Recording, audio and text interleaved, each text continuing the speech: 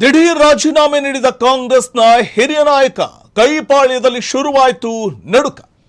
ಅದು ಚುನಾವಣೆ ಹೊಸ್ತಿಲಲ್ಲೇ ಅಸ್ಸಾಂ ಕಾಂಗ್ರೆಸ್ಗೆ ಇದು ದೊಡ್ಡ ಆಘಾತ.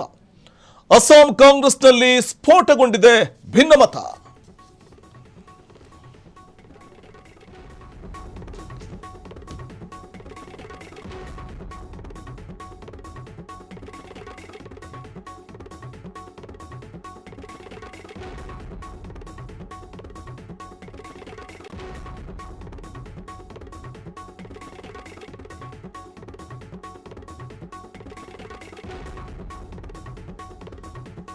ಚುನಾವಣೆ ಹೊಸ್ತಿಲಲ್ಲಿ ಭಾರಿ ಆಘಾತ ಕಾಂಗ್ರೆಸ್ ಎದುರಿಸುವಂತಾಗಿದೆ. ಪಕ್ಷಕ್ಕಾಗಿ ಶ್ರಮಿಸಿದ್ರೂ ನನ್ನನ್ನು ಕಡೆಗಣಿಸಲಾಗ್ತಾ ಇದೆ ಅಂತ ಬೊಹ್ರಾ ತೀವ್ರ ಅಸಮಾಧಾನ ವ್ಯಕ್ತಪಡಿಸಿದ್ದಾರೆ. ಅಸ್ಸಾಂನಲ್ಲಿ ಕಾಂಗ್ರೆಸ್ ಪಕ್ಷದ ಭವಿಷ್ಯ ಮಸುಕಾಗಿದೆ. ರಾಜೀನಾಮೆ ಪತ್ರದಲ್ಲಿ ಈ ಸಂಬಂಧ ಮಾಜಿ ಅಧ್ಯಕ್ಷ ಉಲ್ಲೇಖ ಮಾಡಿದ್ದಾರೆ. ಹಾಲಿ ರಾಜ್ಯಾಧ್ಯಕ್ಷ ಗೌರವ್ ಗೊಗೊಯ್ ಬೊಹ್ರಾ ನಡುವೆ ಇರುವಂತಹ ಭಿನ್ನಾಭಿಪ್ರಾಯವೇ ಇದಕ್ಕೆಲ್ಲ ಪ್ರಮುಖವಾದಂತಹ ಕಾರಣ ಅನ್ನುವಂಥ ಒಂದು ಶಂಕೆ ಇದೆ.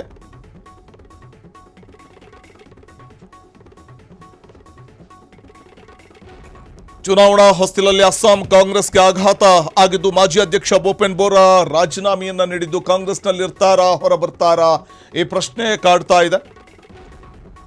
ಪ್ರಮುಖವಾಗಿ ನೋಡಿ, ಮಂಗಳವಾರ ಬೆಳಗ್ಗೆ ಬಿಗ್ ಡಿಸಿಷನ್ ಹೊರಬೀಳಲಿದೆ. ದಿಢೀರ್ ರಾಜೀನಾಮೆ ನೀಡಿರುವಂತಹ ಕಾಂಗ್ರೆಸ್ ಹಿರಿಯ ನಾಯಕನ ಸ್ಟ್ಯಾಂಡ್ ಏನು, ಮುಂದೆ ಯಾವ ರೀತಿಯ ಸ್ಟೆಪ್ ಅನ್ನು ತೆಗೆದುಕೊಳ್ತಾರೆ, ಇದು ಕೈಪಾಳ್ಯದಲ್ಲಿ ಶುರುವಾಗಿರುವಂತಹ ನಡುಕ.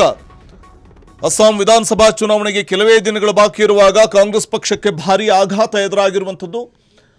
ಬಿಗ್ ಡಿಸಿಷನ್ ಅನ್ನ ತೆಗೆದುಕೊಳ್ಳಲಿದ್ದಾರೆ ಸದ್ಯದಲ್ಲೇ ಅನ್ನುವಂಥ ಮಾಹಿತಿ ಇದೆ.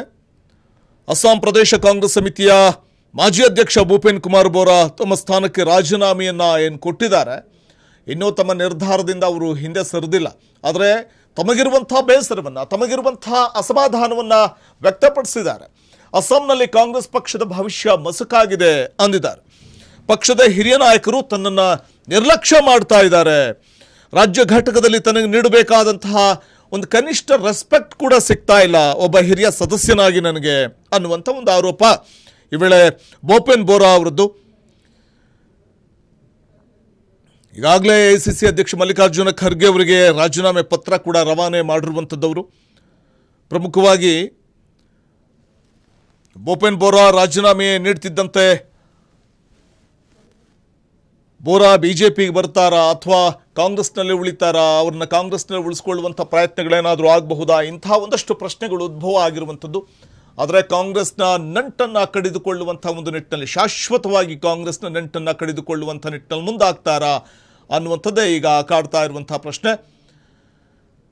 ಇಲ್ಲಿ ಎದುರಾಗಿರುವಂಥದ್ದೇನೆಂದರೆ, 36 ವರ್ಷ ಪಕ್ಷಕ್ಕೋಸ್ಕರ ಶ್ರಮಿಸಿದಂಥ ನಾಯಕ ಭೂಪೇನ್ ಬೋರಾ ಕಾಂಗ್ರೆಸ್ ನಂಟನ್ನು ಕಡಿದುಕೊಳ್ಳುವಂಥ ನಿರ್ಧಾರಕ್ಕೆ ಬಂದುಬಿಡ್ತಾರಾ, ಪಕ್ಷಕ್ಕೋಸ್ಕರ ಶ್ರಮಿಸಿದ್ದೀನಿ, ಇಷ್ಟಾದರೂ ನನ್ನನ್ನು ಕಡೆಗಣಿಸಲಾಗ್ತಾ ಇದೆ ಅಂತ ತೀವ್ರ ಅಸಮಾಧಾನವನ್ನು, ಬೇಸರವನ್ನು ಹೊರಹಾಕಿದ್ರು. ಅಸ್ಸಾಂನಲ್ಲಿ ಕಾಂಗ್ರೆಸ್ ಪಕ್ಷದ ಭವಿಷ್ಯ ಮಸುಕಾಗ್ತಾ ಇದೆ ಅನ್ನುವಂಥದ್ದನ್ನು ಕೂಡ ಅವರು ಹೇಳಿದರು. ಅಂದರೆ ನೋಡಿ, ಇಲ್ಲಿ 36 ವರ್ಷ ಸೇವೆ ಸಲ್ಲಿಸಿದಂತಹ ಕಾಂಗ್ರೆಸ್ನಲ್ಲಿದ್ದಂಥ ಭೂಪೇನ್ ಬೋರಾ ಒಂದು ವೇಳೆ ಪಕ್ಷದಿಂದ ಹೊರ ಹೋದರೆ ಚುನಾವಣೆ ಹೊಸ್ತಿಲಲ್ಲಿ ಖಂಡಿತವಾಗ್ಲೂ ಕೂಡ ಬಹುಶಃ ಬಹುದೊಡ್ಡ ರೀತಿಯ ಸೆಟ್ ಬ್ಯಾಕ್ ಕಾಂಗ್ರೆಸ್ ಆಗುವಂತಹ ಸಾಧ್ಯತೆ ಇದೆ.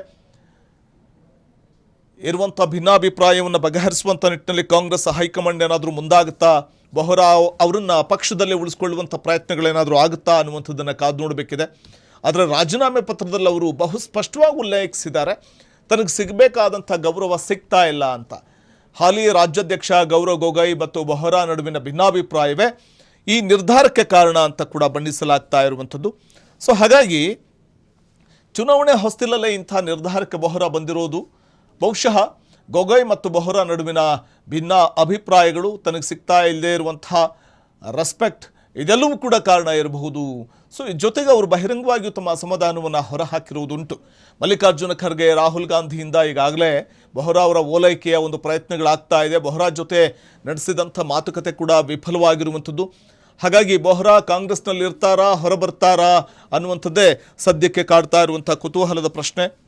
ಸೊ ಇಲ್ಲಿ ನಾವು ಗಮನಿಸ್ತಾ ಹೋಗ್ಬೋದು, ಯಾವಾಗ ಬೋರಾ ಕಾಂಗ್ರೆಸ್ನಿಂದ ಹೊರ ಬರ್ತಾರೆ ಅಂತ ಹೇಳಲಾಗ್ತಿದೆ. ಮತ್ತೊಂದು ಕಡೆ ಬಿಜೆಪಿ ಕೂಡ ಫುಲ್ ಆಕ್ಟಿವ್ ಆಗಿರುವಂಥದ್ದು. ಸೊ ಹಾಗಾಗಿ ಇಲ್ಲಿ ಬೊಹ್ರಾ ಅವರ ನಡೆ ಏನು ಸ್ಟ್ಯಾಂಡ್ ತೆಗೆದುಕೊಳ್ತಾರೆ, ಅವರ ಮನವೊಲಿಕೆಯ ನಂತರದಲ್ಲಿ ಪಕ್ಷದಲ್ಲೇ ಉಳಿಸ್ಕೊಳ್ತಾರಾ ಅವರನ್ನ, ಅಥವಾ ಪಕ್ಷದಲ್ಲೇ ಉಳಿತಾರಾ ಬೊಹ್ರಾ ಅವರು, ಅಥವಾ ಅನ್ಯ ಪಕ್ಷದತ್ತ ವಾಲ್ತಾರಾ ಅನ್ನುವಂಥದ್ದನ್ನ ಕಾದು ನೋಡಬೇಕಿದೆ. ಕ್ಷಣ ಕ್ಷಣದ ಸುದ್ದಿಗಳಿಗಾಗಿ ಫ್ರೀಡಂ ಟಿವಿ ಸಬ್ಸ್ಕ್ರೈಬ್ ಮಾಡಿ, ಲೈಕ್ ಮಾಡಿ ಹಾಗೂ ಫಾಲೋ ಮಾಡಿ. ಹೊಸ ಸುದ್ದಿಗಳ ನೋಟಿಫಿಕೇಶನ್ಗಾಗಿ ಬೆಲ್ ಐಕಾನ್ ಮೇಲೆ ಕ್ಲಿಕ್ ಮಾಡಿ.